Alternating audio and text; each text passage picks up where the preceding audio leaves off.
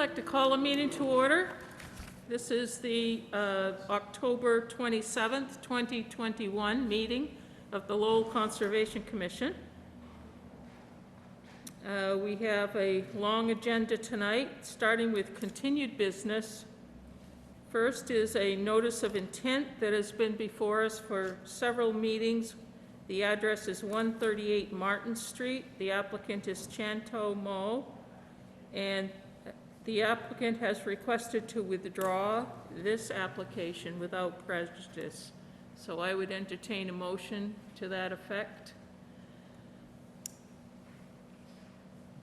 to allow him to do that. I'll make a motion to allow them to draw this without prejudice. Motion made, seconded by Steve. Second? I think you can second it.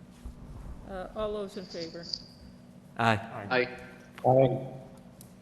Okay, we have some of our commissioners are online tonight on Zoom, so I'll have to rely on Fran to tell us when they're ready to speak, since they don't give us Zoom up here. Next is an enforcement order that's been before us for several meetings as well.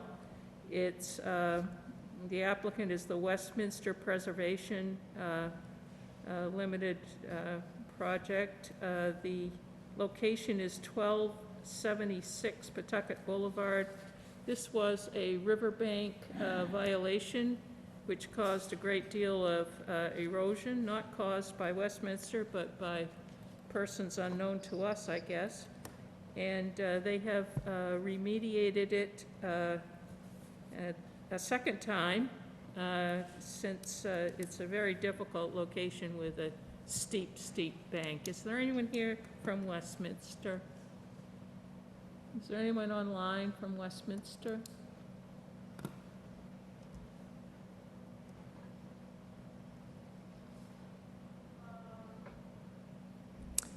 I don't see anyone. Okay, so some members of our staff were agile enough to go out to the site and take pictures. There were additional plantings and I believe a mesh fabric, landscaping fabric that we hope will hold the situation together and not cause further problems. We are going to keep our eye on this site. I don't really see, I'm satisfied with what they've tried to do at the moment. Personally, I don't see the reason to keep this enforcement order open, because it will be at least spring before we'll see the results of what they've done. And at that point, we're definitely keeping our eye on the project, and we'll see if it has survived the winter sufficiently to solve the erosion problem. So that's my opinion. What does anyone else think about it? Yeah, I think with what they've done so far, I think we're in the position to rescind that enforcement order, and then, but we'll keep an eye on it till after the winter, and if there's not progress, we'll have to look into it again. Okay, so I'd entertain a motion to, well, is there anyone from our Zoom meeting? Any commissioners want to weigh in on this? I know we've been talking about it for several meetings. It's Weston. If they have put down that erosion control blanket, I think that's the best thing we're going to get right now going into the winter. Along with those shrub plantings they did, that should be okay for right now. Okay, anyone else want to give an opinion on it? This is Bill. I concur with what's been said. Okay, would someone like to make a motion as far as the enforcement order? I'll make a motion to rescind the enforcement order on Westminster properties. Okay, motion made to rescind the order, seconded by? I'll second it. All those in favor? Aye. Aye. I think we had a majority there. thank you, and the order will be rescinded. We'll see how it looks in the spring. And thank you to Westminster for taking the effort to take a second chance to fix that up. Yes, thank you. Next is a request for determination of applicability that is held over from our last meeting as well. The applicant is Sovan Kong. The address is 5157 Shirley Avenue. This was a request to cut brush, and this is a particularly sensitive site, which we were unsure of the legality of this application, since we do have a denial of a wetlands ordinance order of conditions on the project. This denial would mean that no work should be done until we get another notice of intent in my mind, but we are waiting. We have referred this to the City Law Department. Is anyone here for 5157 Shirley? Anyone online or anyone in the hall? Hey, Louisa? It's Yes? Bill, and I just got a question. I'm wondering, from Fran or anyone from the city, if we heard back from the law department regarding their opinion on the legality of requesting a RDA with an outstanding, dispute between the city and a Mass DEP of a superseding order of conditions, and whether or not we can actually even opine on this RDA at this point? We did formally request an opinion from the law department, but we haven't received the opinion from them yet. So, all right, thank you. So in light of that, I think it would be premature to have any further discussion. I'm speaking on behalf of myself as part of the commission. I mean, we can certainly open up the public comment, but I would think that we would want to continue this RDA until we get that opinion back. I think it would be premature. Is that a motion, Bill? I would offer that, but let's see if there's anyone from the public that has a comment beforehand, given the sensitivity of this project. Is there anyone either in the hall or online that would like to speak on this particular project, 5157 Shirley Avenue, a proposal to cut brush on the property? Anyone there, Fran? No. Okay, hearing no request to speak. Would you like to make that motion, Bill? Sure. Absolutely. So, thank you, Louisa. So with that, I will offer a motion to continue this RDA discussion until the next meeting, which I believe is what, November 10th? Correct. Yes, continue this discussion to the 11:10 meeting, and hopefully by then we'll have an opinion rendered by the law department so we can decide what the appropriate course of action will be going forward. Okay, motion made by Bill to continue this particular project request until I'll our second the meeting. motion. Seconded by, is that you, Brad? Kevin. All those, if there's no further discussion, all those in favor? Aye. Indicate. Aye. Aye. Okay, motion passes. This particular request is postponed until our next meeting, the second Wednesday of November. Next on the agenda is a request for determination of applicability, which I believe was heard at our last meeting. It's it's before us from MS Red Realty. The project location is 81 Old Ferry Road. And this was a repaving request at that particular location. Welcome. Good evening, Madam Chair and members of the Commission. For the record, my name's Matt Hammer with Lamplex Engineering and Surveying. I apologize for not being at attendance at the last meeting. It was a mix-up in my calendar, so I appreciate you continuing this matter. And again, I apologize. So I am here this evening representing MS Realty, occupies this building. And this is located at 81 Old Ferry Road. And this property is within a bordering land subject to flooding. So we're before you this evening for a request for determination of applicability request to simply repave the existing parking area. Now, I had spoken to Francesca Sigliano in regard to some of the comments from the last meeting, and I believe one of the comments was, how do you repave an existing parking area and have it go back to the same grade to what it is today? And how we do that is we're able to restake out the parking area with grades for the paver and the grading and the pavement to be graded to those offset stakes to ensure that the parking lot gets put back in place the way that it is now. So they would reclaim the parking area, we would stake it out, and then they would pave to the grading stakes that we provide to the site contractor. And I can take any questions. So the area-wise, there's going to be no additional area paved, is that correct? That's correct, yep.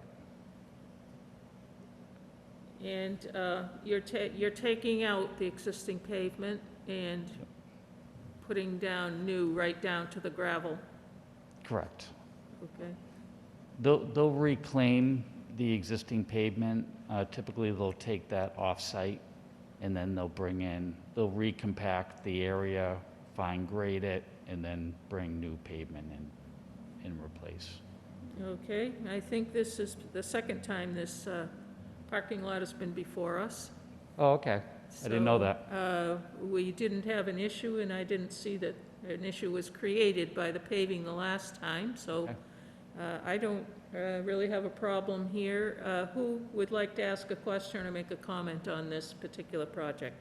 No, So, Terry? but I was just gonna say, if the area isn't changing, if the size of the parking lot and the grade isn't changing, I see no problem with this project as well, so. Brad, is that you?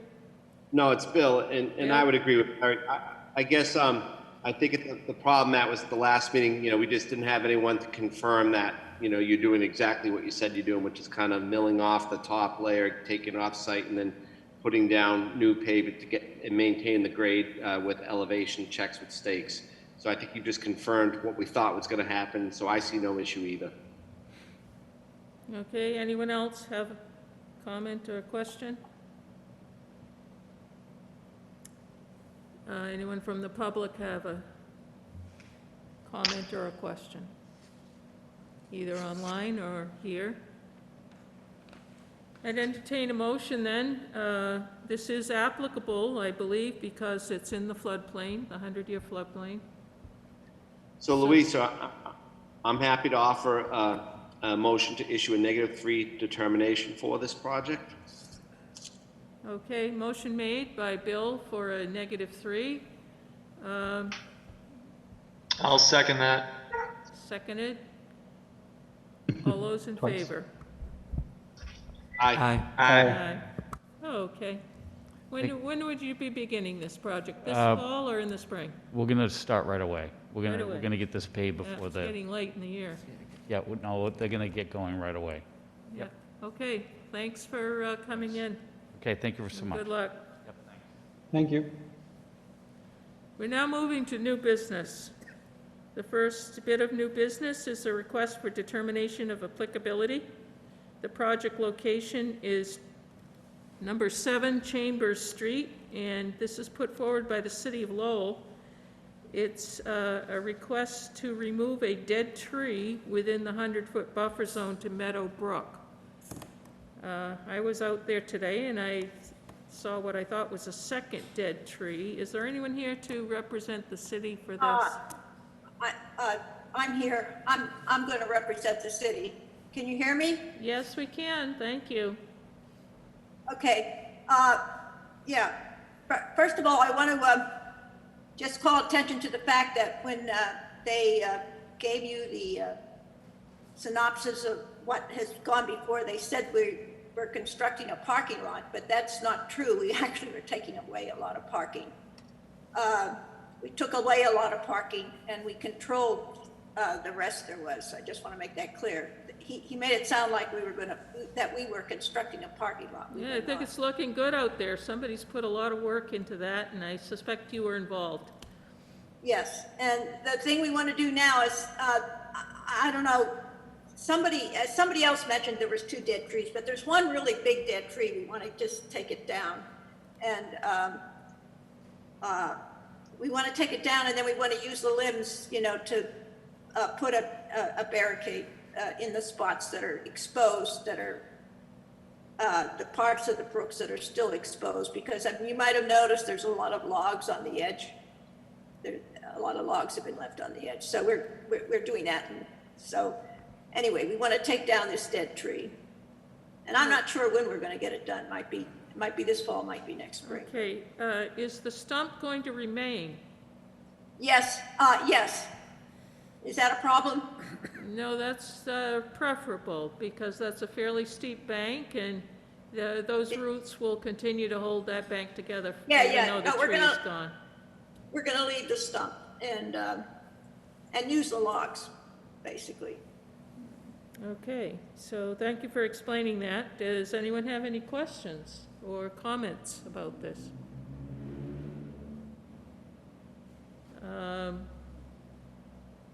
I did notice there's still a few invasives out there. I think this is going to be a multi-year project to fight those.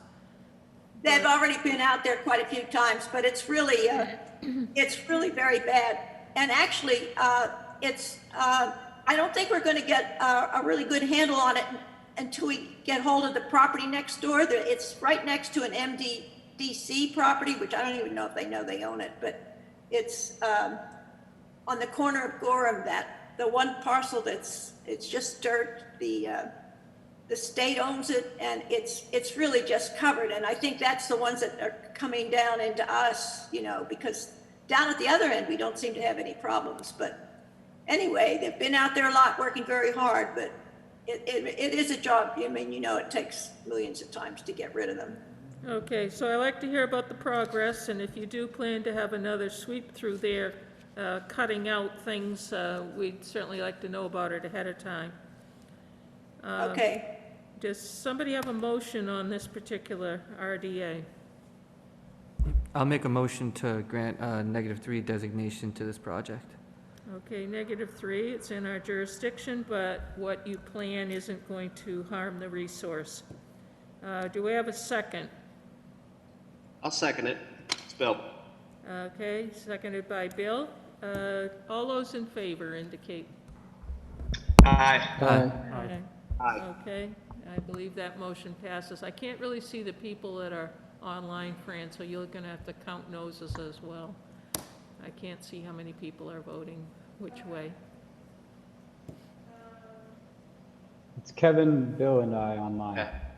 I think you got 6 ayes, Louisa. Yeah, if we vote no, we'll make it known. Yeah. Okay, loud and clear. Next, we have moving on, we have a request for determination of applicability from the Lowell National Park. The project location is 91 Peavy Street, but it also extends along the canal. And this is a project to do soil borings along the Pawtucket Canal, which would precede a plan to extend the canal walkway up along that area. Is there anyone here from the Park Service to present this project? There is. I'm David Lieb. I'm the historical architect for the park. Welcome. And I have with us Gordon Eddington from VHB, and Mike Cianci from Terracon, and Tim Bryant from VHB. Okay. Can you tell us the purpose of your project and what you plan to do? Yes, I'm going to turn it over to Gordon Eddington from VHB, and he'll go through a few slides for us. Sure. Thanks, David, and thank you to the commission. Would it be okay with everybody if I pulled up a quick PowerPoint presentation of just 2 or 3 slides to run through this? Sure. All right, Yes. I will do that now.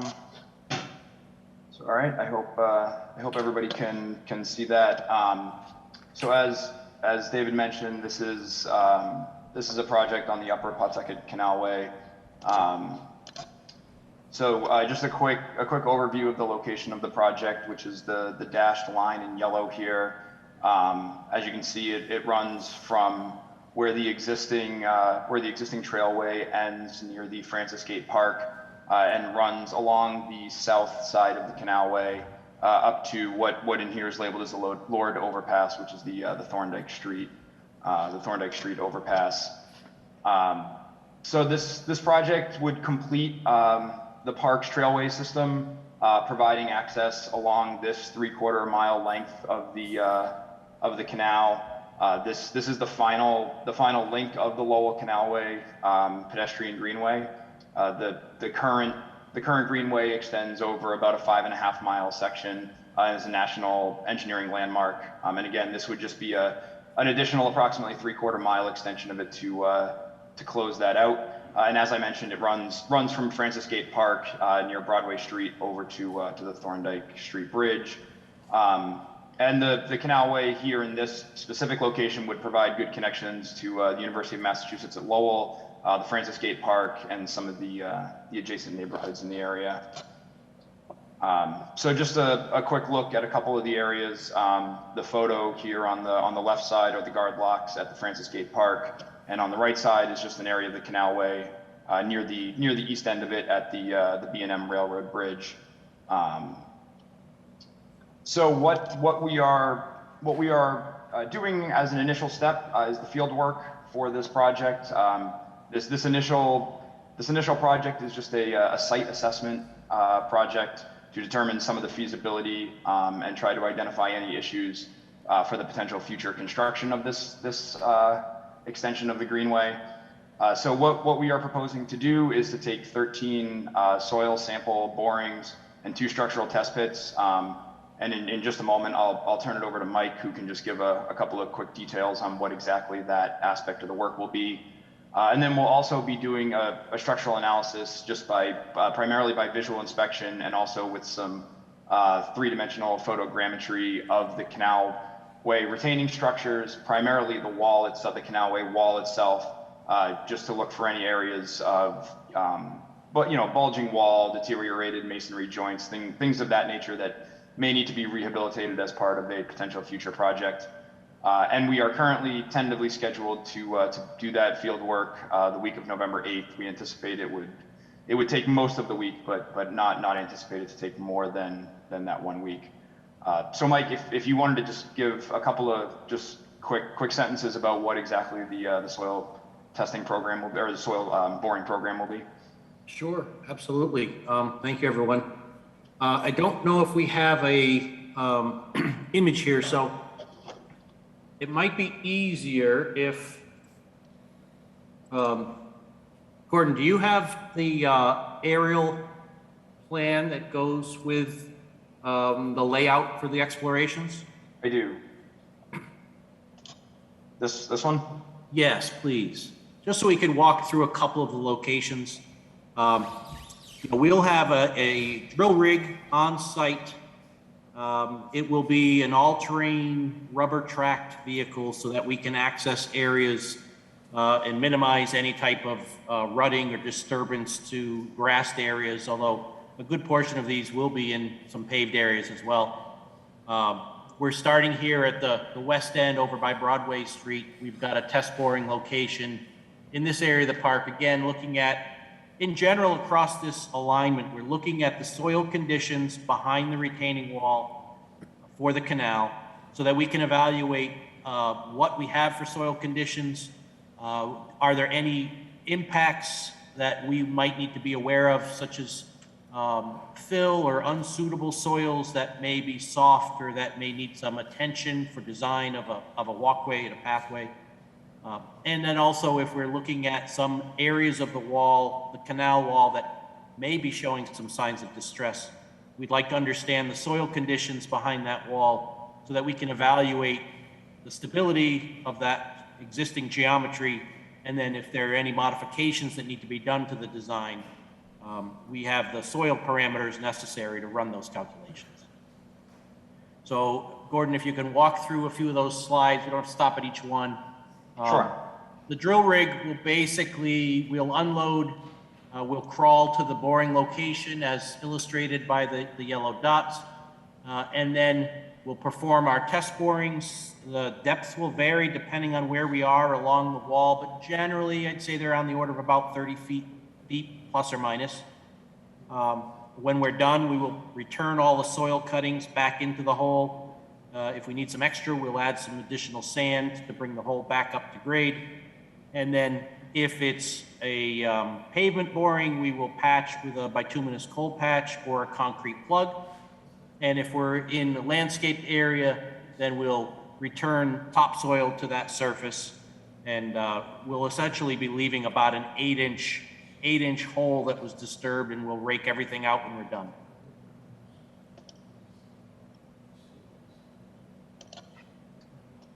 All right, so that was the information we had for you, but we would of course be happy to entertain any questions or comments that anyone has.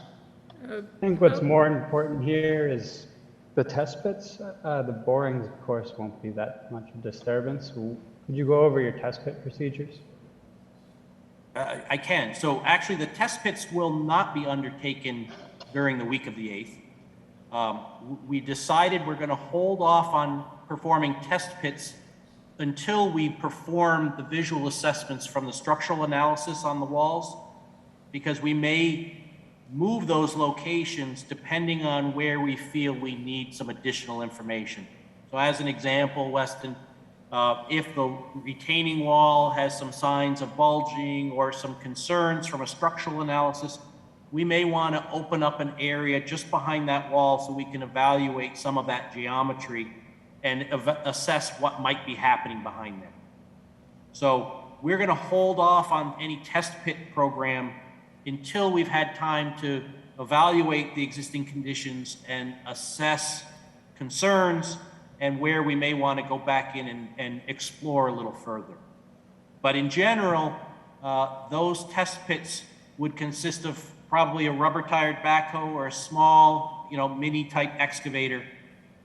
We would either saw cut pavements or we would excavate to a depth that we felt was appropriate, but generally it's probably on the order of 10 to 15 feet.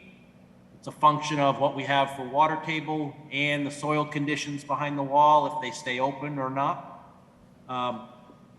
We would avoid any type of pavement areas if we can, just to minimize the impacts of having to saw cut pavements and then repair those. But if there is a particular area of concern that's in an existing parking lot or pavement area, we would go through the effort of figuring out when the best time would be to do that investigation and patch that properly.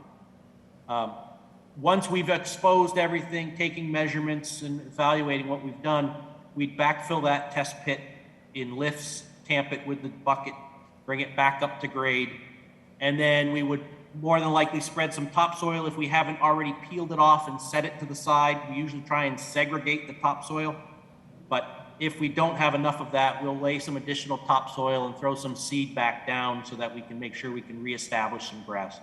Obviously, we can't do that if it's December, but more than likely, there's going to be some time involved with the structural assessment, so the test pits may actually wait until spring.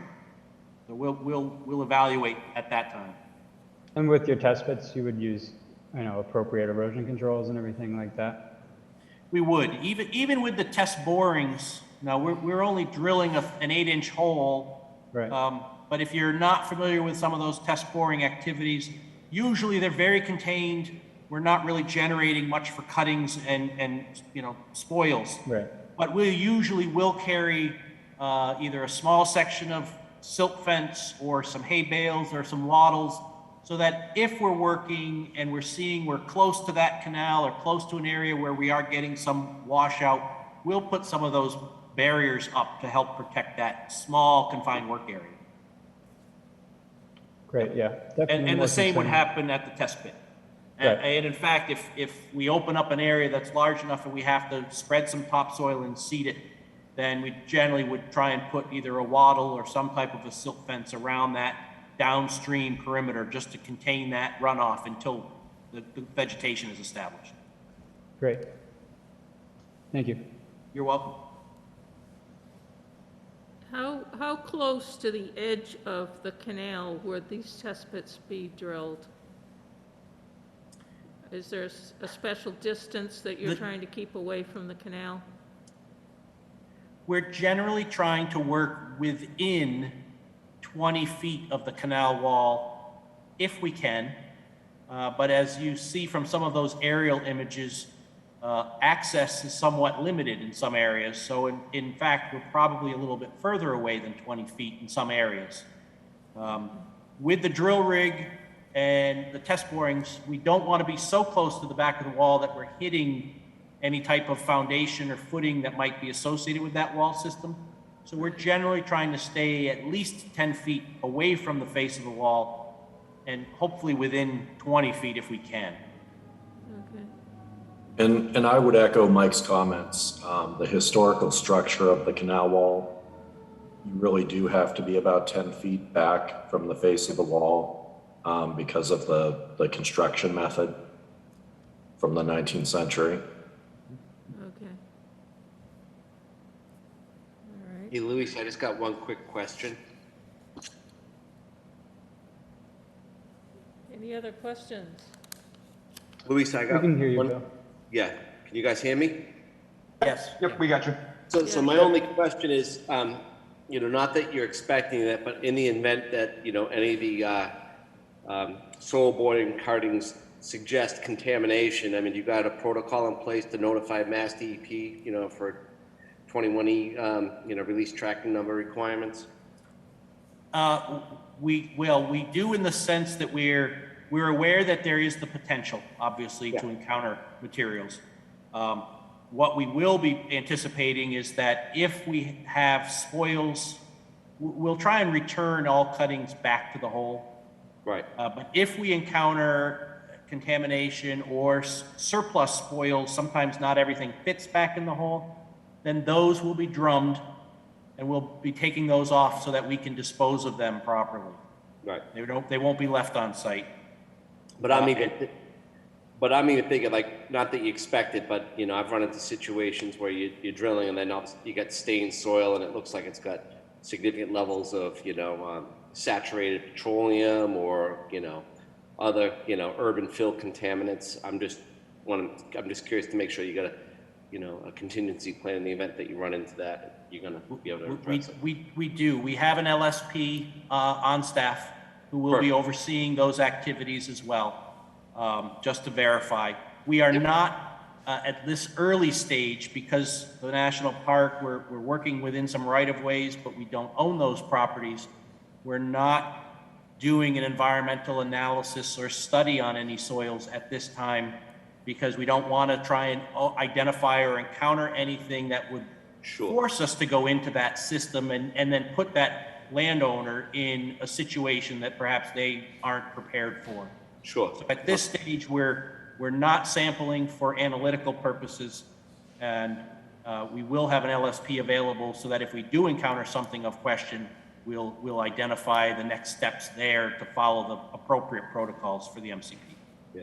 All right, thank you for that. And then just a follow-up question. I'm just curious, given the historic nature of the project, when the construction actually takes place at a later date, I'm curious, is the National Park Service required to kind of follow any sort of protocols under the National Historic Preservation Act?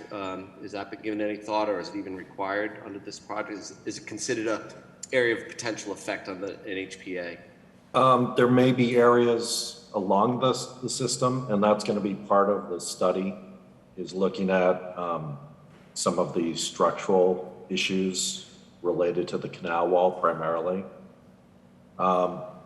Just for information, the National Park Service can only take the project so far.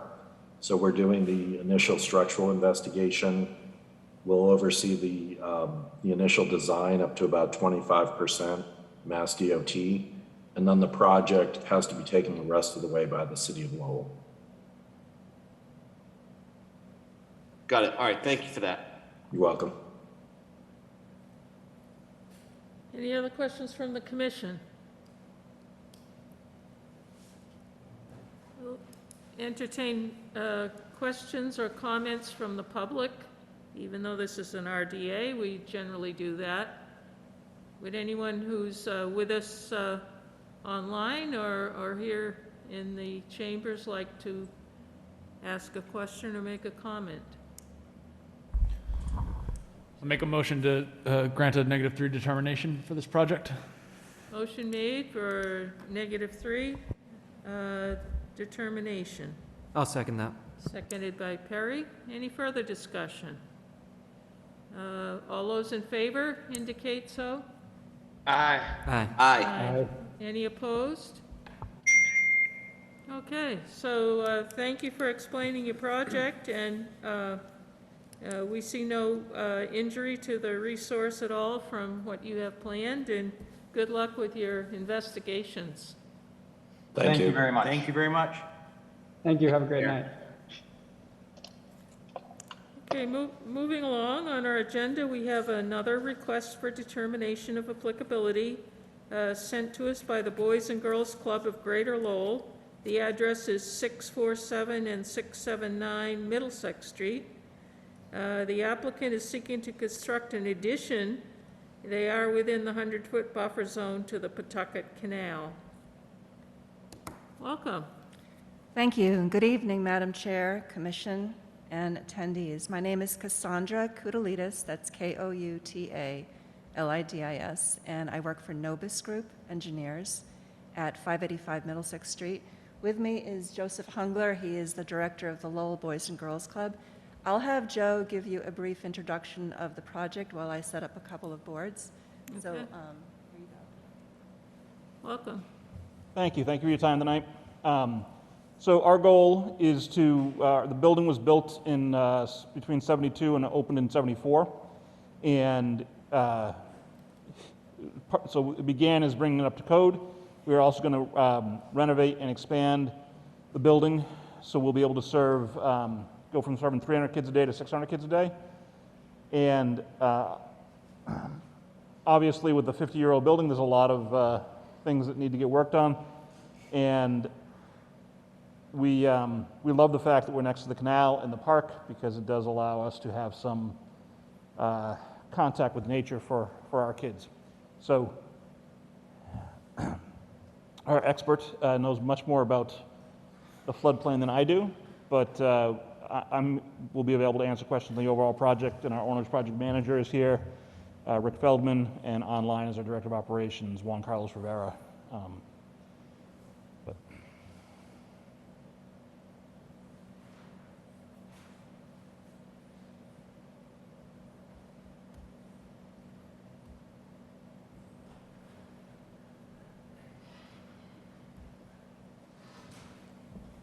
So I may be moving back and forth between boards just to change them out, but the first one I want to show you is the layout and materials plan, which changes the way that the whole look and feel of the Boys and Girls Club from a perspective of greening up the site. We're talking about a decrease in impervious surface by about 2,200 square feet. The area that is closest to the canal will be all of that asphalt, and driveway and parking area will be removed. It will be replaced by plantings, trees, porous pavement, porous hardscape, and a general softening of the area. We're also looking at planting some trees along the front of the property and in the back of the property, again, along where the setback is for the future canal walk. There'll be a continuous vegetated strip that will provide some connectivity essentially between Clemente Park and the Nobis property. And for disclosure, Nobis owns part of Eagle Court. So we are an abutter to this project as well as an owner of part of that access way to the future canal walk. So that is taking care of the sort of the look of the property in terms of stormwater management. As you may know, most of the stormwater flows to the rear of the property, so everything from about the building edge toward the rear flows in that direction. The roof itself drains internally, so all of the roof runoff currently drains down to the combined sewer that's beneath the building. The proposed stormwater management, I'll show you the next board.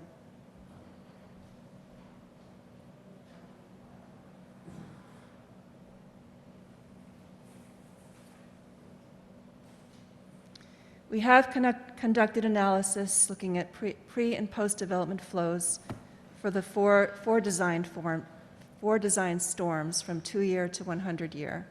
The soil test pits that we dug on October 4th revealed some pretty decent soils in the front of the property. We're looking at about 1 inch per hour for, conservative look at infiltration rates. And so there's a potential for a stormwater infiltration system there. Now, we're aware that the city wants to relocate its main trunk line to the front of the building and, basically getting it out from underneath the building and improving the operation of it so it surcharges much less frequently. He's raising the rim elevations and making some new connections to the street. So where it's shown currently may have to be adjusted over to an area where the current police station building is. So once that police station building is torn down, to open up the space that's used currently for that will be used for the administration people when they move in there, that can be considered for stormwater management. Also, we're thinking about low-impact development techniques along the canal edge and along Eagle Court. Again, a general softening of that area, creating more of a friendly pedestrian access, creating more of a green space, and using that as kind of an educational process for teaching people about green infrastructure. Now, Joe, if you don't mind putting that floodplain, the map that's facing me, toward the commission. Yes. So I want to talk about floodplain for a minute because I think that's fairly important to this project. All of the work really is within, thank you, Joe.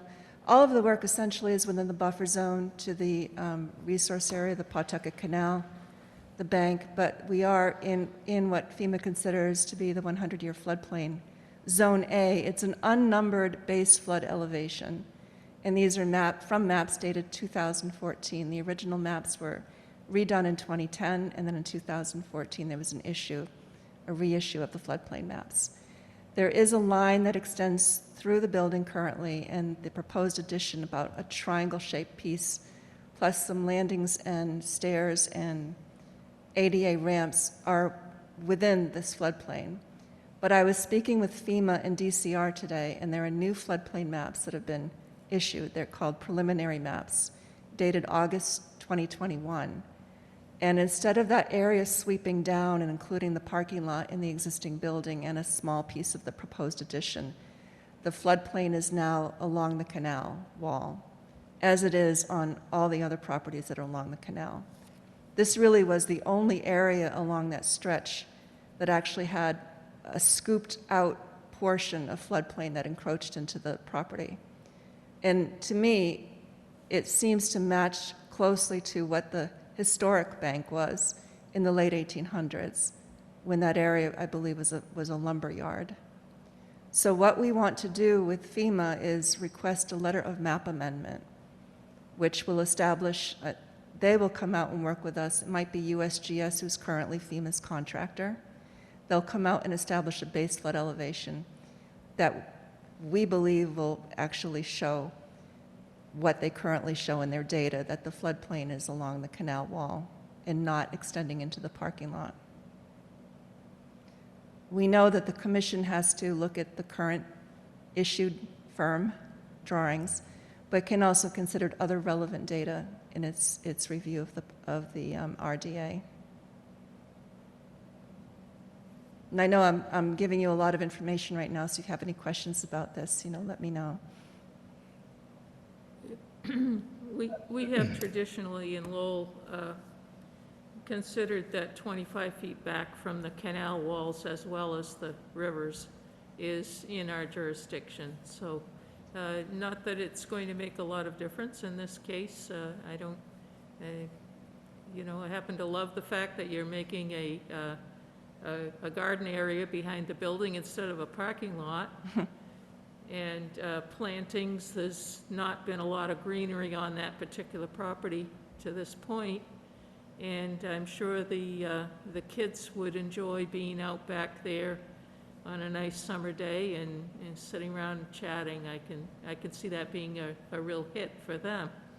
So you know, the pervious surface, the plants, all of that.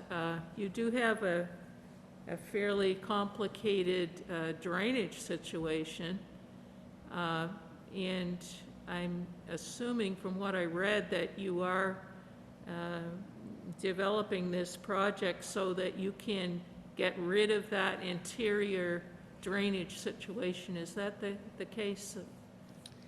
It will be, the city, we are working closely with the city of Lowell, in frequent contact with Mike Stewart from Lowell Wastewater and discussing wastewater connections and stormwater connections.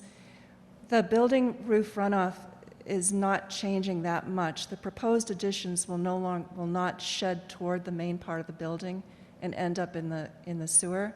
They will be designed so that the water sheet flows off the edge and can be handled, you know, as clean roof runoff.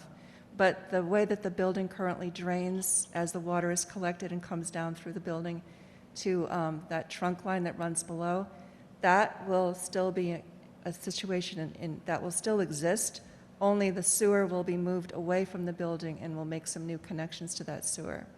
The city has understood the situation. It's not asking the building to be completely redesigned in terms of the way that the roof functions, and has said that this is a minuscule amount of water into its system compared to the entire sewer shed. So we have received permission and approval to continue that situation. Now, if I could just ask a question about the river, you're saying this is considered riverfront area? Or was I not hearing that correctly? I'm sorry, I didn't hear what you said. So I understood that man-made canals are not considered riverfront by the act, or I didn't see anything in the ordinance. I just wanted to clarify. We've been talking about that since I've been on the board, and generally we agree that it is our jurisdiction, since I mean they're as large as some rivers and streams, and certainly can affect the properties nearby, and what properties nearby do can affect the canals as well. They drain directly into our rivers, and any type of pollution or sedimentation or anything of that sort can affect you know, the natural streams as well. I don't think it's necessary to have a debate about it on this particular project. I don't think we're going to be out there with a measuring tape, but you know, I in particular have been on board a long time, and as has Bill, and we have always considered the canals part of our jurisdiction. Bill, do you have a No, I completely agree, Louisa. I think we've always considered the canals and setback that being within our jurisdiction and a resource that we were willing to protect. With my recollection is with respect to concerns about if the resource is considered the floodplain, my recollection is, you know, we don't consider the elevation anything higher than the top of the canal wall. I would have to check on that. I haven't thought about that for a while, But I could tell you, if the question is, have we had other projects in proximity to our canals come before the commission for hearing and approval? Absolutely. There's been a number of them. I think most recently, a number of them in the Appleton Canal District came before the commission and they were in a similar situation where, you know, the resource was kind of the top of the canal wall. But again, I guess I would say too, I would agree with Commissioner Varnum. I mean, I don't see us as viewing the proposed activity as being significant or detrimental to the resource. But, you know, obviously, you know, we want to be consistent with what, in terms of what we consider to be the resource area that we're protecting. We have certainly as much information as any notice of intent would have on this particular project. You've covered pretty much everything that I would have questions about in your documents. And those documents are all available on our website for people who would like to look at them. They're a City of Lowell website.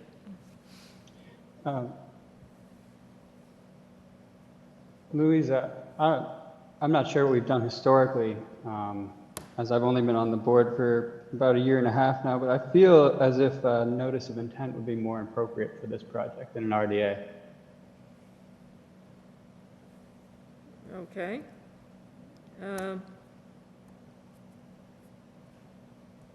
Anyone else have an opinion about that? I'll just ask a question, Weston. I mean, I'm looking at it from the context of the proposed work. I don't view as being significant enough to warrant a notice of intent. I'm curious, like, you know, do you believe that the scope of work is such that it would warrant a notice of intent? I do. I think that the scope of work entails, you know, that we would want to have an order of conditions along with this project, just to keep everything in line. If I may. I mean, the landscaping, you know, the building additions and parking lot removal. You know, it's similar to the canal project, and I know we just did an RDA for their test pits, but I assume they're coming back for an NOI. If I may suggest, certainly you can attach conditions to a negative determination. I know you know that, but the project would be happy to have conditions placed on it, whether they're standard conditions or any special conditions that you would like to see.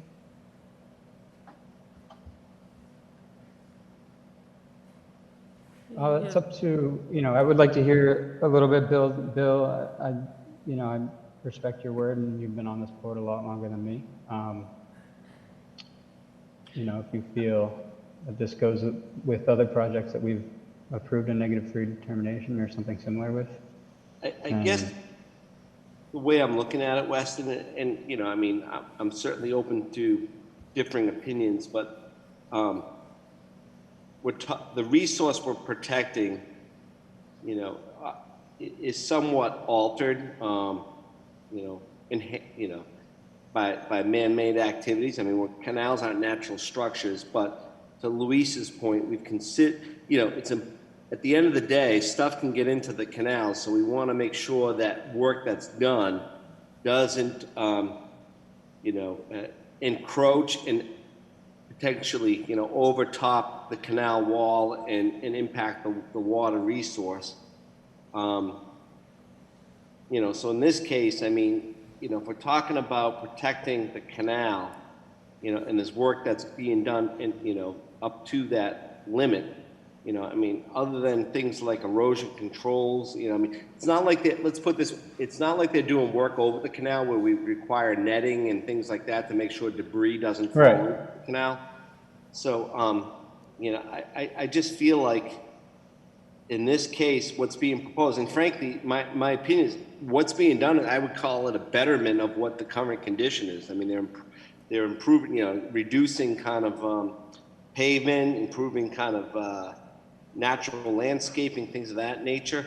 I guess I would be open to the opinion to what the applicant's suggesting, which is we wanted to provide some specified conditions under a -3 determination to kind of give us a greater level of confidence that, you know, the work isn't going to negatively impact the resource.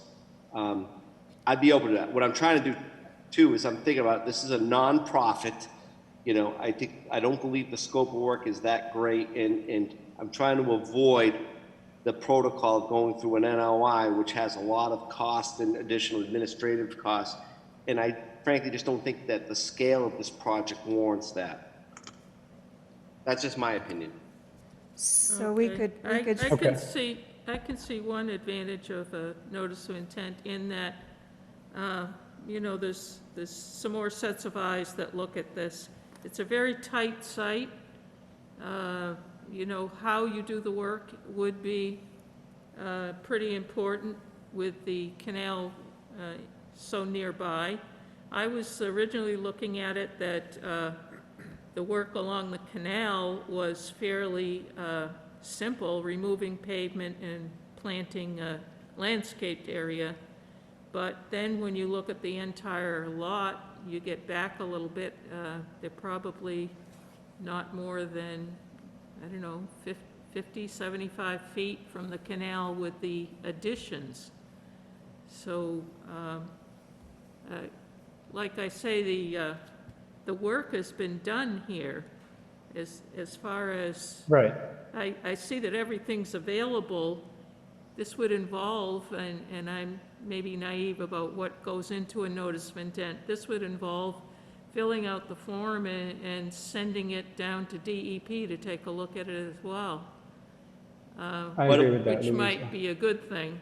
So, But Louisa, what it also would require is notifying abutters, additional filing costs, and formal public hearing comments. If that's the commission feels is appropriate, I'm not going to debate that, but I just feel like the scale and the scope of this project, doesn't really necessitate that, if the objective is making sure that the resource is protected. what is When were you looking to do this work? We are interested in starting work in the spring. I have, Richard Feldman is here. He's the owner's representative. He can talk more about schedule.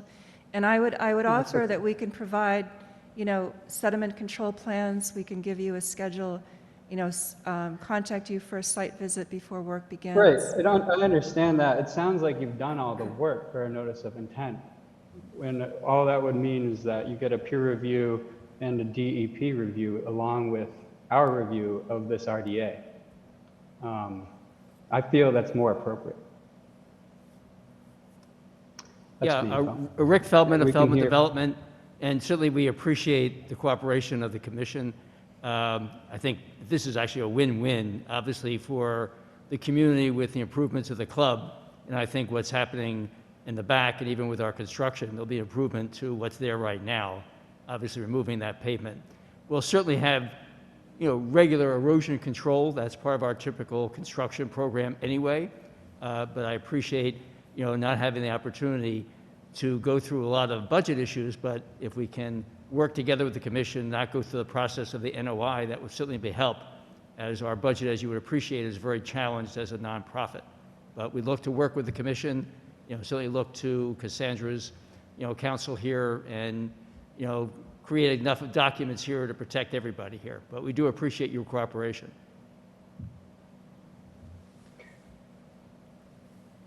Others from the commission have comments or questions? I would definitely look to vote on this as an RDA. I think from the improvements, like you said, both to the, for the city, from the aspect of improving the Boys and Girls Club and improving the area behind, I could vote on it as an RDA as well. Anyone else from the commission?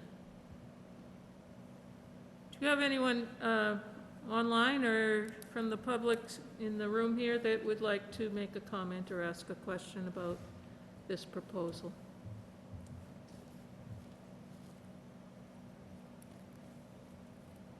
Well, we have leanings both ways here.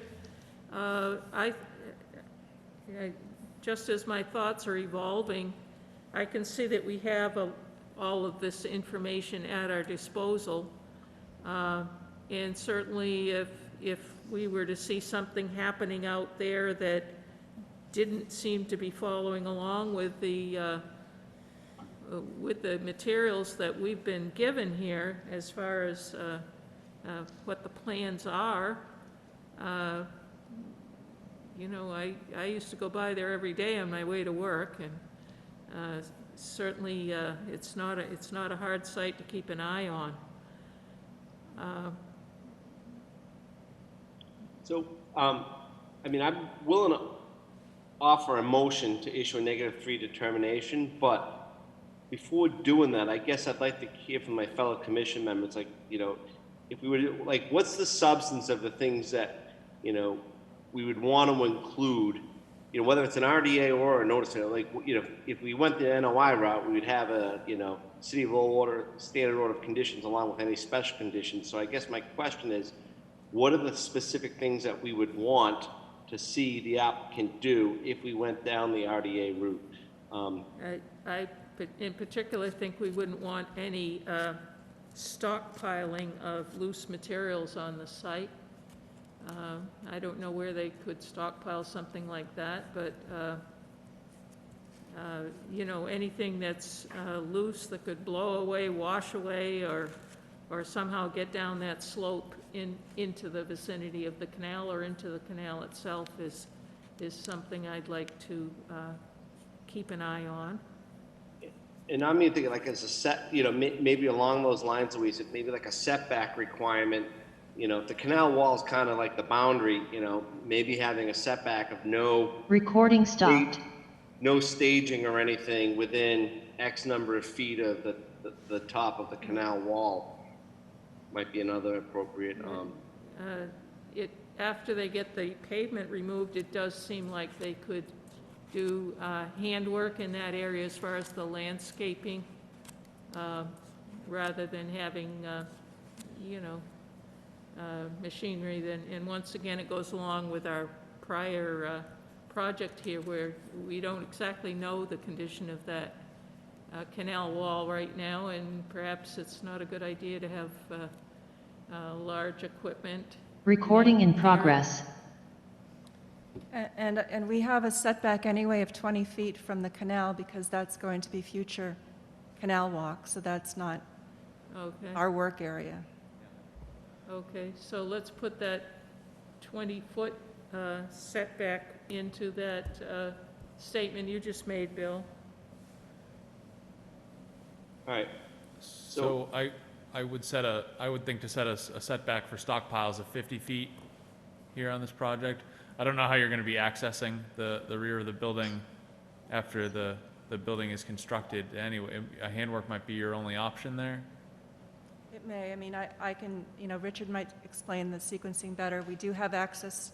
We have vehicular access there now, and there's access to the west side of the building too. So there are two very easy ways to get to do the work, and then most likely, once, you know, you'll set up your protective zones. We can double on the sediment controls. You can either attach something to the fence, weigh it down, put some composite logs there, or saw cut and key in your silt fences at the boundary, and then you build where you need to build, you know, back, and then come in and do the final landscaping work, and then you're all done. You're all set and done. Yeah, I can take certainly some bit of comfort in knowing that, you know, the team that we have here today. I know that you guys aren't intending on putting soil into the river right outside of your own property any more than we want to see it be put right outside of your property. So I will leave the measure of sedimentation controls up to you, I think,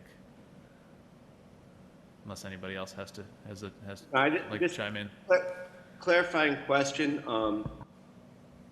To be clear, there's no work proposed by the applicant within 20 feet of the canal wall. Is that correct? That's correct. Yes, that's correct. It's not our property, so we can't. Nope, that's fine. So, I mean, I guess with that being said, my concern about having a setback to Louise's point about doing work, I mean, it becomes a moot point if you can't get it within that 20 feet is not your property. I think the only special condition I'm hearing is maybe a setback for stockpiling, and Brad's suggesting 50 feet.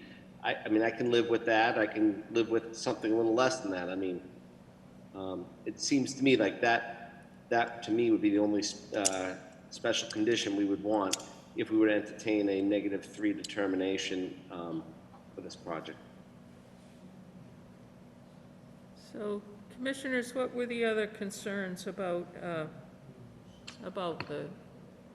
the construction part of this project that might affect the canal? Anything? After hearing more of questions answered from the applicant and Brad and Bill's opinion, some of my gripes are alleviated, I would say. It sounds like you guys are on point with what you're going to do and know what you're talking about, so that's great. So Okay. with that, if folks are okay, I mean, I'm willing to offer a motion to issue a -3 determination in support of this project with the special condition that any stockpiling of material in connection with this project, is at least 50 feet back from the, the canal wall, so that we don't have to worry about any sort of, erosion into the canal should there be, significant rain events. In light of the locale, I'd like to assign the standard order of conditions as well. If it's all right to add to your motion, Bill? Well, Actually, I just can we do a standard order of conditions under a RDA? I mean, that's something typically for an NOI. You can. I was a commissioner for 16 years, and we'd issue those at times when it was applicable. I mean, I have no issue with it. I just procedurally want to make sure that would be. I think there's a space on the form, Bill, to write down any comments or concerns on that RDA form.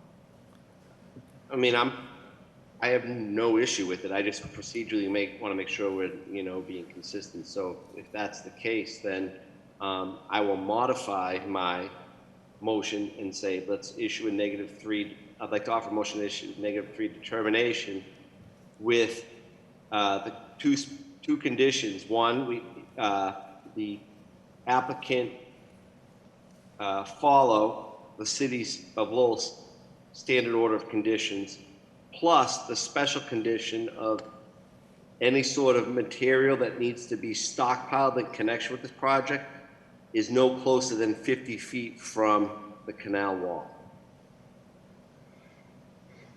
I'll second that motion. Okay, motion made and seconded. Any further discussion from the board? All those in favor, say aye. Aye. Aye. Opposed? Aye. Was that Wesley?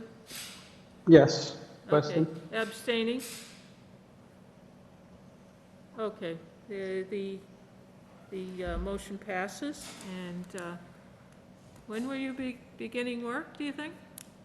Well, we're still working on development of the plans and builders probably in the springtime. But we will keep the commission certainly posted, as well as the entire departments here. But thank you very much. We appreciate your support. Yeah, thank you. Luis, I just got one question for the applicant. I mean, it's separate from the vote, but I'm just curious, given the project we just decided on beforehand, I'm wondering what connection or any of these two projects have, with the soil borings and, the expansion of the kind of canal walk in this project. Are they connected at all? So we've talked to the National Park. We've had multiple meetings with them around this. I think our project will be complete before their project is, but we've shared some of the soil information that we've gotten, and I don't speak engineers, but we've shared our borings with them, and we're cooperating with them being there. We're excited that the canal walk's coming in. Our kids will be able to walk from the high school much quicker. Right. And the architects are going to be talking to each other. I think they just hired a design team or about to. So the two sets of architects are going to talk so things complement each other.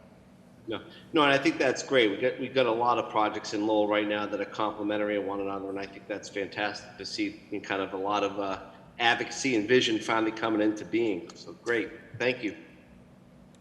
Thank you. Thank you for your time. Thank you. Thank you very much. Good night.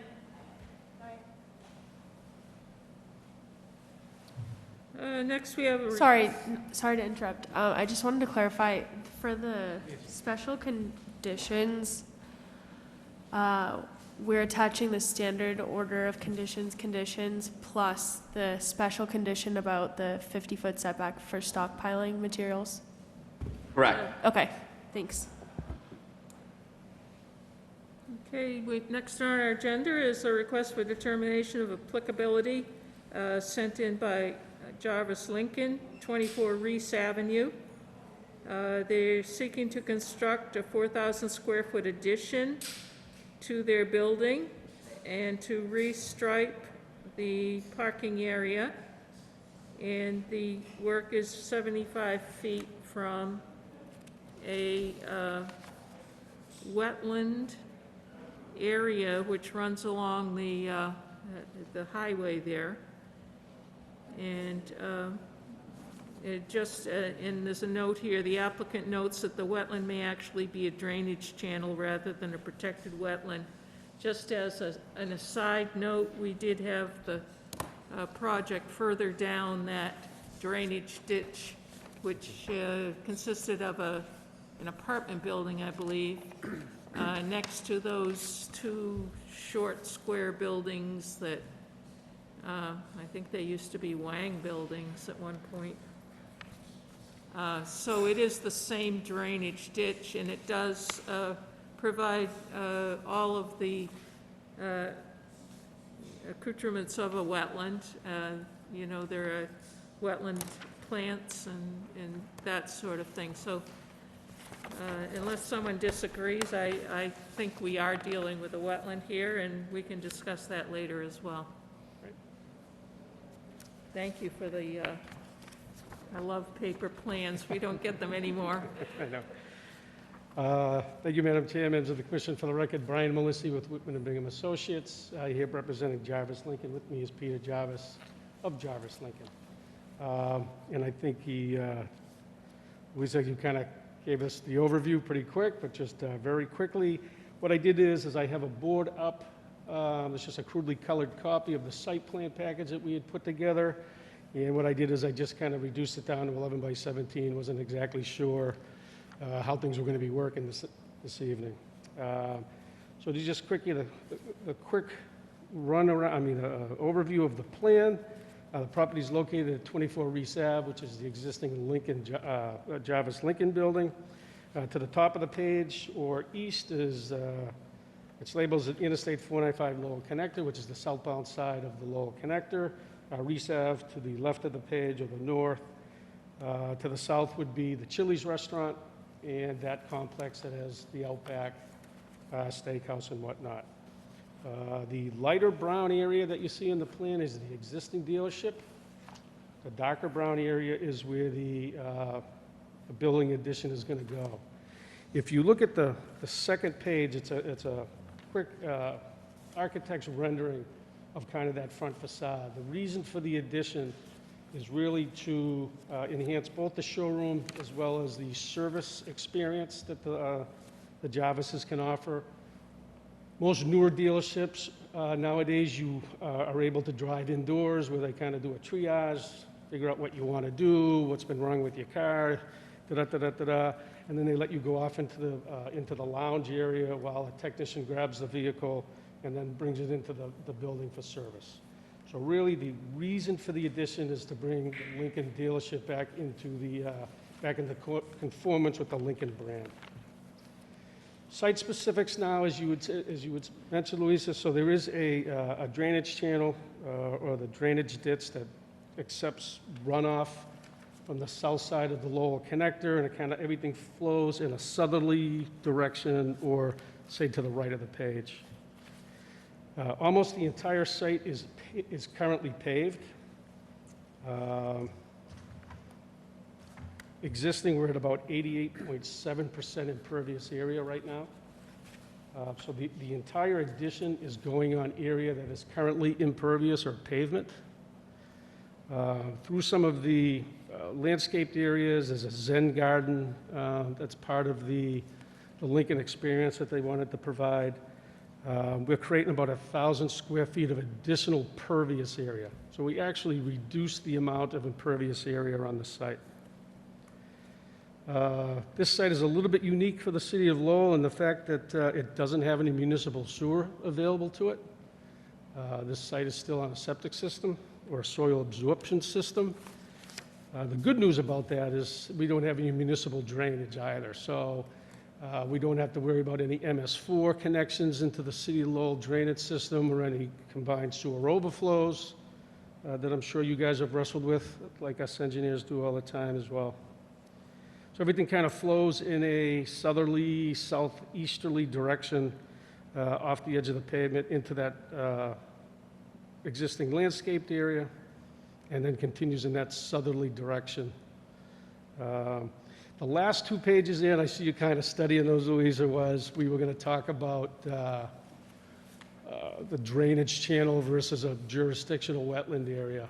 The first page comes from the Lowell GIS website, in which it did show a finger-like wetland in that area.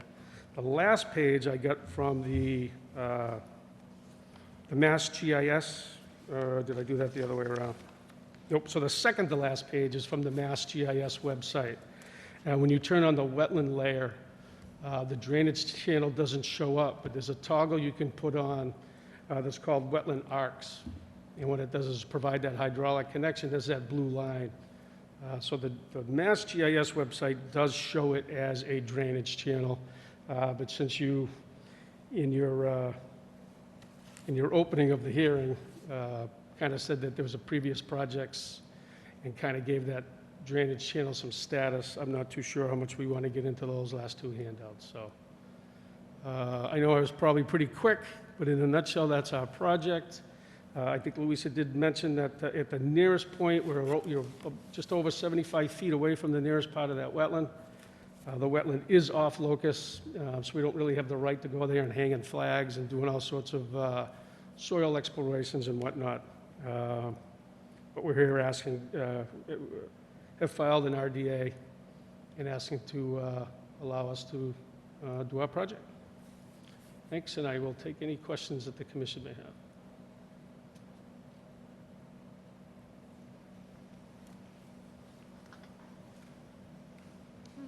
So when you say restripe the parking lot, does this include some paving or something like that? No paving, just restriping. Out in front of, or that's to the north of the addition, we're going to reestablish a couple of handicap parking spots out there, some visitor, not visitor areas, but some customer areas. And then we're going to restripe some of the service spaces you see on the lower part. If you were to go out there today and you kind of squint a little bit, you can see some of the existing striping, but it's certainly in need of some new paint. So there is no, we are not proposing any additional pavement whatsoever. We're just going to restripe the existing pavement. And I should say, as part of the package, part of the site plan approval, excuse me, not site plan approval, but site plans we submitted, we do have an erosion control plan. We do show erosion controls at the limits of the work. We have kind of a sequence of construction and whatnot. The project isn't big enough to require a SWIP or a filing with the EPA. However, we are going to do the best management practices, during construction that the commission should expect from any project, really. So you're not changing the amount of impervious surface or anything? You're not digging up the parking lot to put in the additions or anything like that? We certainly have to dig up the parking lot where the addition's going to go. Where the And as you can see, where I tried to highlight in a little bit of green where some of the landscaping in and around the building is going to go. So we actually have a decrease of about 1,000 square feet of the impervious area, which drops it by about 1.5%. If I'm an engineer, I like numbers, so we're actually going to be decreasing the amount of impervious surface by about 1.5%. Okay. This is a fairly low-impact project, the way it's proposed here, as far as distance from our resource and the amount of disruption around the outside of your parking area, which is almost none, I'd say. And I didn't find that I had a lot of concerns about this particular project. Anyone from the commission?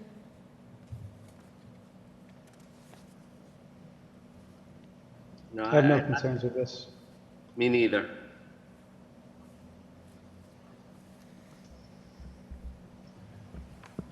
I'll make a motion to offer -3 determination. Motion for a -3. I'll second it. I'll second that. Okay, 2 seconds. And is there any further discussion? All those in favor indicate by saying aye. Aye. Aye. Opposed? Abstaining? Okay, so -3 is, it's within our jurisdiction, but won't affect our resource. So good luck with your project. Thank you very much for your time. Appreciate it. Thank you. You can have it. Yeah, as long as we have one in the file. And they'll put it on the website. Thank you. Thank you. Appreciate your time. Thank you.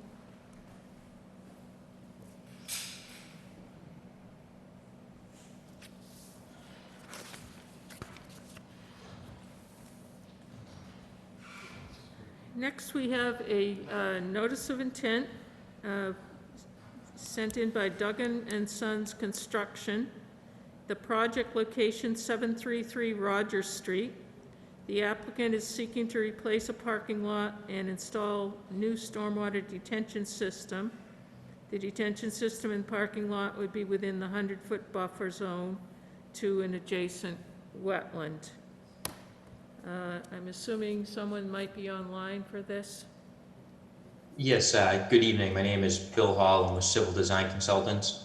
I'm just going to share my screen quickly here. Okay, so what we have before you is a notice of intent. This is an existing parking area and car dealership. It's Greater Lowell Buick GMC located at 733 Rogers Street. And we have Rogers Street located to the north of the site, and we have Phoenix Ave located to the west.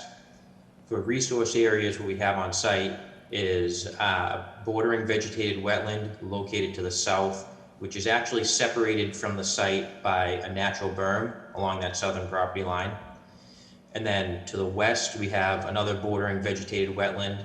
It looks like it captures some storm drainage from Phoenix Ave and then comes onto the property and continues back off the property under Phoenix Ave again. And also to the west, adjacent to that BVW, we have the 100-year floodplain. This project is for the repaving of the existing parking lot. So they'll be doing a full depth reclamation on this. We're proposing to stay entirely within the limits of work for this parking lot. There's no disturbances proposed outside of the pavement or within any wetland or floodplain area. And as part of the plan, along the western edge of disturbance, since most of the drainage goes that way, we've proposed a siltation barrier, and we have a detail for a silt fence and filter sock on the detail sheet for this.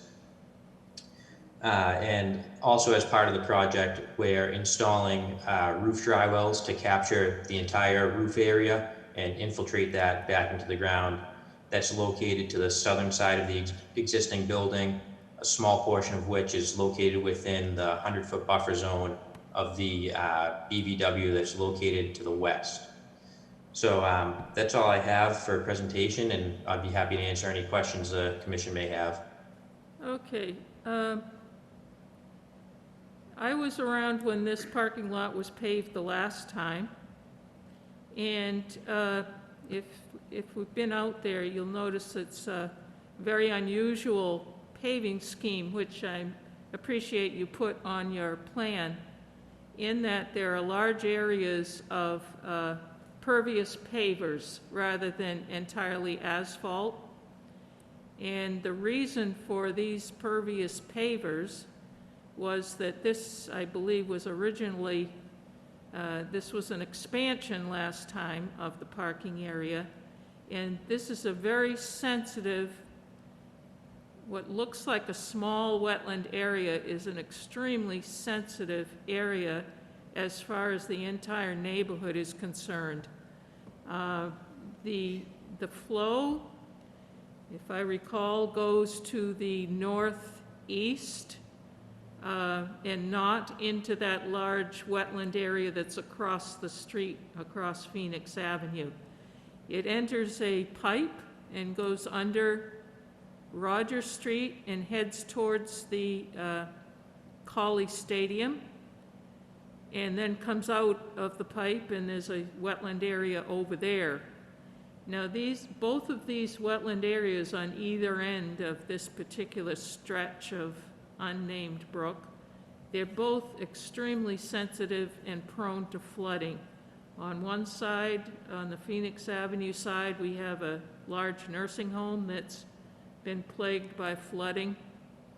And on the other end, over by the stadium and Windward Road in that particular housing area, we have extreme flooding at times in that particular neighborhood. So the compromise that we came to on this was the pervious paving.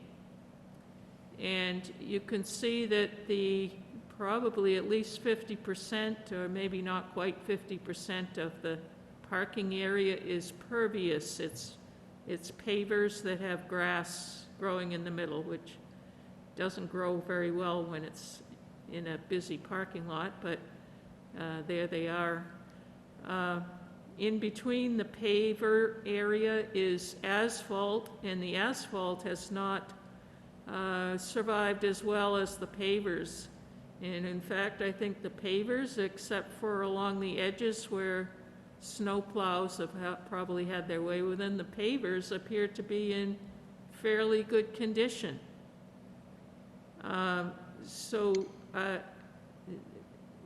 With the history of flooding and the problems of this particular area, both ends of the wetland and this particular small but very important link in between the two, and it is a brook. It's not just an overflow of that other wetland area. It is traveling, and it goes off into Tewksbury and joins Trull Brook, I believe, over by the Tewksbury border.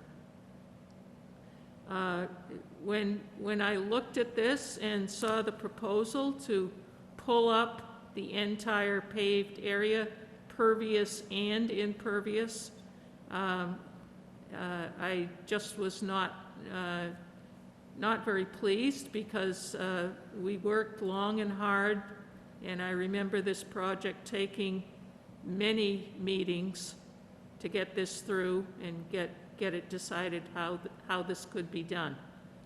I appreciate the fact that there's underground storm storage proposed, but that's collecting just roof, and that's only a 12,000 square foot area that's collecting from.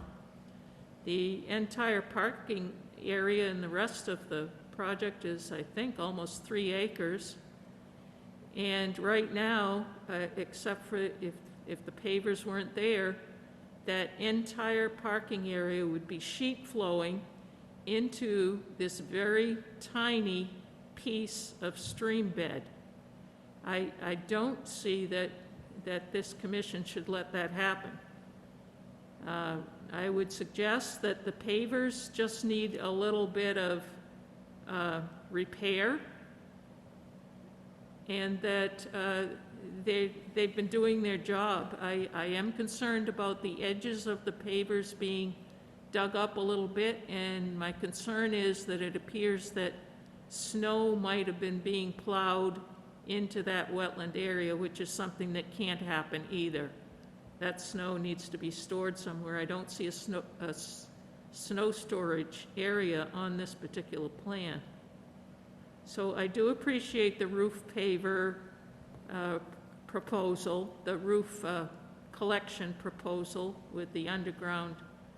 I would question if any borings have been done in that location where the pavers are going, because it does appear that the pavers are going to be, or the Cultec is going to be down about 12 feet from what I'm just recalling this. I don't think I wrote it down. And in my mind, down 12 feet, you may be in the water. This whole area is wet. It's wet year-round, and it's a flooding concern for not just this property, not just the property across the street, but the entire neighborhood. And that's my concern, and I'd like to hear a proposal that the pavers can be replaced if the pavement is being taken up, the entire pavement, that the pavers be replaced in the spaces where they exist right now. You did miss one section of pavers, which is over by this berm, just to the south of the Phoenix Ave entrance. There's a section of pavers there that isn't on this plan. Had you thought of this? Yeah, so when I went out to the site, I went out a couple times and walked it with the applicant who's on here as well. And you're right that they get beat up, and specifically at the junction where the pavement meets the pavers, that tends to get beat up by plows because they'll go over one surface and get caught at that junction between the other, and one or the other is going to be suffering damage, whether it's the pavers or the pavement. So I know that the preference would be to go away from the pavers if we could find an alternative solution. That's part of the reason for proposing the dry wells. And I totally understand the concern that these are only taking the roof runoff, where the pavers are accepting more of the parking runoff. I would suggest that maybe we could look at an alternate design to these pavers. Instead of having it in rows the way they are now, if we could maybe focus them more in a portion of the site, maybe more adjacent to this wetland brook area, just so that we have less opportunity for these joints that end up getting beat up over time, which is really the reason why they're going through this repaving process now. So I don't know if that's something the commission would be open to. We could certainly continue this and take a look at it. And also regarding the dry wells, on the detail sheet, we're specifying the bottom of elevation 126.5, and existing grade is approximately 130 in the area where they're going, so they're about 4 feet below grade in that area. So again, understand the concerns, and we can certainly look to make changes. And if that's something, if we could relocate these pavers to have less joints, I think that would be preferable to the applicant. I would have to disagree with the condition of the pavers. Most of those paved areas were in better shape than the asphalt in between them. And yeah, I'm simply just saying the joints. The edges might need some repair. Yes. But certainly they're not in a condition that is in any way going to catch a plow if the person knows how to plow. Do we have a DEP file number on this project? I believe we do, yes. Do we know what that is? I don't have it right with me right now. I'll look it up right now. Okay. While we're doing that, I got a couple questions. And Louisa, thank you for that. I mean, I don't know if this project predates my involvement with the commission. I mean, I recall some of it, but I appreciate the thoroughness of your kind of review. I got two questions. One, with respect to the current, pervious, paver area, do you know what's the recharge of that area? I mean, obviously the intent here is to improve recharge versus sheet flow. And I mean, I'm fully in support of that. I'm just curious as to, in terms of the overall runoff in the area, how much of that runoff is captured through recharge by those pavers? I don't know if you got a rough calculation. Is it 50%, 75%? So unfortunately, I do not, because we didn't do the original design on this. So I don't have an idea of how thick the base course is with those pavers, which is part of the factor on how much we can actually store. So unfortunately, I don't have an answer for that. Well, the only reason I bring that up is to Commissioner Barnum's point, I think it would be helpful to know how much currently of the water management is addressed through recharge through that system versus, sheet flow and being diverted someplace else. That's the first question or comment. The second one is, I think you said the new infiltration gallery that's being proposed, it goes no deeper than 4 feet below grade. Is that correct? Is that what I heard? Correct, yes, and it was designed for the 100-year storm, the roof runoff. So to Commissioner Varnum's comment too about the water table elevations, how much beneath that 4 feet, what's the historic, average water table depth below that?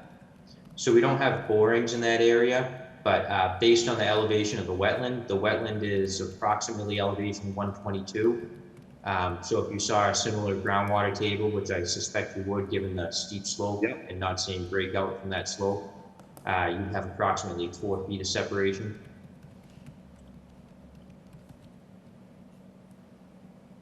So in other words, there'd be enough separation to account for seasonal water table fluctuations, and you wouldn't be taking up your capacity with that infiltration gallery with the rise of the water table. Have you done that calculation? We certainly perform borings out there to confirm that. Yeah. All right. Those are my questions for right now. Thank you.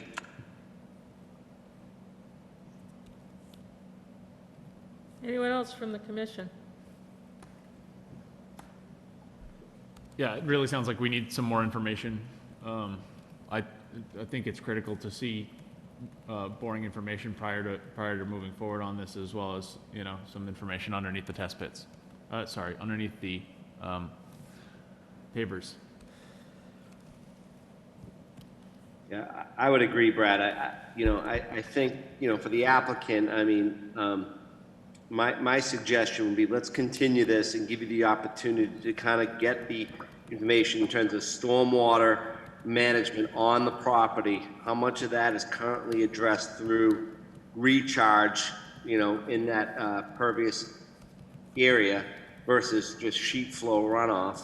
And then secondly, confirming that there's enough freeboard between the kind of the bottom of the infiltration gallery and what the average water table elevation is, so that if it's coming, if we're talking springtime, you don't want to run into a situation where you have a high water table and all your storage capacity is taken up by the rise of the water table. Then you'd have no storage and everything would be sheet flow, which gets into Commissioner Varnum's concern. So I, for one, would like to see that before having a further discussion or potential vote on this project.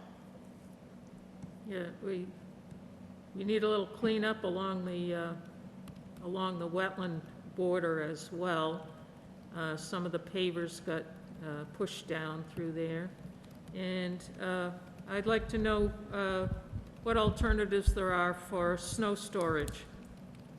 I know that the wetland is downhill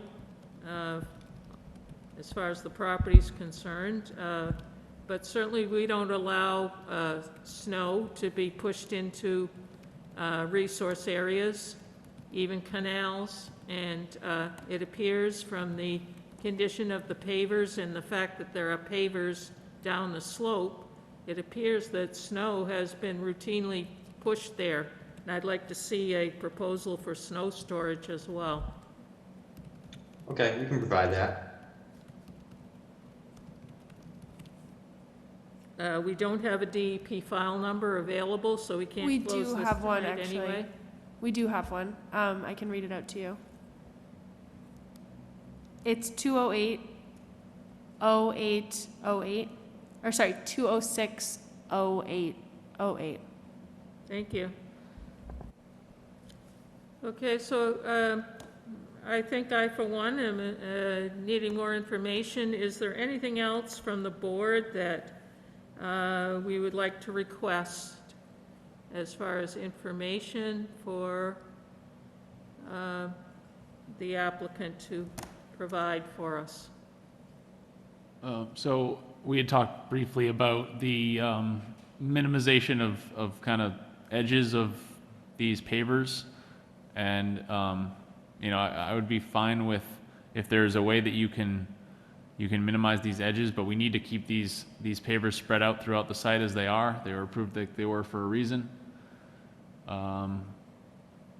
Potentially, you know, consider a granite border at the edges of them to trap the pavers from falling out of the edges. It's a good way to, you know, hold them together and provide a solid lip that they can pave up to as well.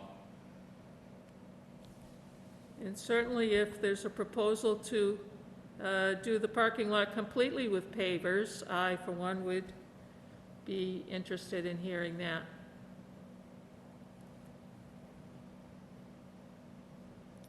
I agree with my fellow commissioners. I think the recharge volume is the most important thing here.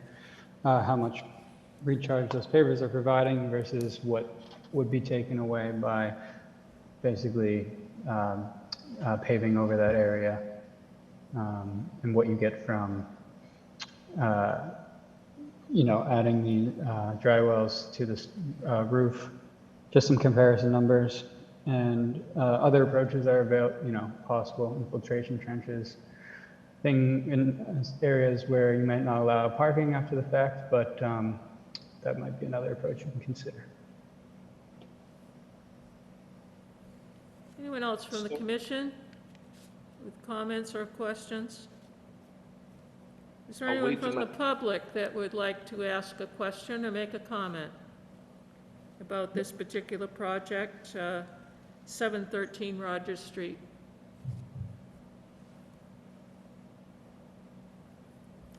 Okay, it would appear that, let me just look at my notes here for a moment. And when you're ready, Louisa, I'm prepared to offer a motion to continue, to continue this notice of intent with their applicant getting back to us with 4 pieces of information. So whenever you're ready. How long do you think you would need to provide us with further information or perhaps a proposal to alter your plan? What are the next 2 meeting days that you have available? 11, 10, and then we're only doing 2 meetings, one in November, one in December. So it's either 11, 10, or whatever the. Yeah, we only have one in November. November Okay, 11th, is it? Or December 8th. Okay. If we continue to the 11-10 meeting, when would you need new materials by? What do you what? 1 week prior. That would be the third, the 4th. Okay. Yeah, so just given the month between the 2 hearings, I think we'd prefer if we continue to the 10th. And if we have an issue with that, then we'd let you know a week beforehand that we continue it to the next meeting. That's reasonable. So the motion, Bill? So I'm going to offer a motion to continue this notice of intent to the November 10th meeting to give the applicant the opportunity to come up with 4 pieces of information at the request of the commission. 1, confirm, what the recharge and storage capacity is of the current pavers. In other words, stormwater management, how much is managed through infiltration versus runoff. 2, confirm that the 4 feet of separation from the bottom of the infiltration gallery with the historic water table elevation is sufficient free space to account for water table fluctuations. 3, demarc what would be the applicant's preferred snow storage location, which is currently unclear. In 4, propose something with respect to the pavers to stabilize them, whether the edge of pavers, whether it's kind of granite block or something to stabilize them so that they don't, continue to, degrade over time with, snow plows and the like. Am I missing anything, my fellow commissioners? That sounds good. Would anyone like to second that motion? I'll second it. Motion made and seconded. Any further discussion? All those in favor say aye. Aye. Aye. Opposed? Abstaining? Motion passes. Thank you. We'll see you at our next meeting. Thank you. Thank you. Thank you.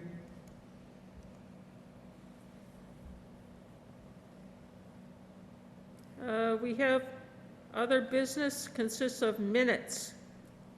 Minutes of September 22nd, October 13th, and a special session, executive session on October 13th. Anyone have a motion on the minutes? Before we do, I don't know, Fran, I sent an email back to Jess. I had 2 tiny typos on the September 22nd minutes. I sent them separately as a email because it seems like, my reading pages in Apple, on the Apple Mac, is a problem. Did you see them? Yes, we did. All right, so I would, and they were extremely minor, so sorry for being nitpicky. So I would offer a motion to approve the September 22nd meeting minutes, if folks agree with me. I'll second that. Oh, I can't second it. Second. Someone else second it. All those in favor to accept the September 22nd minutes, say aye. Aye. Opposed? Those are accepted. And are we going to wait on the October 13th? I'm ready. I gotta tell you that both the October 13th minutes and the executive session minutes I thought were well written and on point, so I don't really have any comments unless others do, other than noting that there's a typo under the 5157 Shirley Ave project under discussion. There's just a typo in the first sentence before the word property. There's a bracket in front of it that needs to be deleted. That's it. Well written. Motion to approve. I'll second it. Oh, good, Terry. All those in favor? Aye. Aye. Is there any more, we have a schedule for the meetings of 2022 to approve. We received that some time ago. One meeting in the summer months and one meeting in November and December, I believe, and every other month is 2 meetings. Hey, Louisa, before we do that, I think we skipped over the executive session minutes, which I also think were well written and on point to. Oh, I'm so sorry, Bill. I thought those were included in the motion. Yeah, I put those both together. Oh, did you? Okay, then, Yep. no, they're good. So I have nothing else to say. I mean, so long as, Okay, we're all set with all the minutes have been approved. sorry about that. Who would like to make a motion to approve our schedule for 2022? I'll make that motion. Brad, seconded by? I'll second it. Seconded by Perry. All those in favor? Aye. Aye. Aye. Aye. Motion passes. Is there anything else, Fran, on the agenda tonight? No, we do have a new commission member here. Oh, yes, of course. Yes. So, Okay, who is that masked man? I don't know if you wanted to just introduce yourself. Oh, sure. Stephen. Steve Lapoint. Happy to be here. Okay. Steve is going to be a very good addition. Wave to your fans Welcome at home. aboard, Steve. Welcome. Thank you. Yep, we've gone a long time with a vacancy in our membership, so I appreciate you taking up the challenge. It's my pleasure. I think I've got a bit of a learning curve, but hopefully I'll catch up Okay, soon. well, welcome, and I hope you enjoy your time with us. Thank you. Let's have a motion to adjourn. Hey, before doing that, Louisa, nice job going through nine items tonight in, less than Yeah, 2 hours. Wasn't so bad, was it? Not like the Very 11 good. o'clock sessions we used to have. No. Motion to adjourn. Second. Seconded, all those in favor? Yes. Aye. Good night. Have a good night. Hi, everybody. We have, Night. we have things to sign, go away. Nice to meet you, Steve. Sorry I took your seat, I think. Oh, no worries, man. I was late. That's not my seat when I'm late. Nice to meet you, too.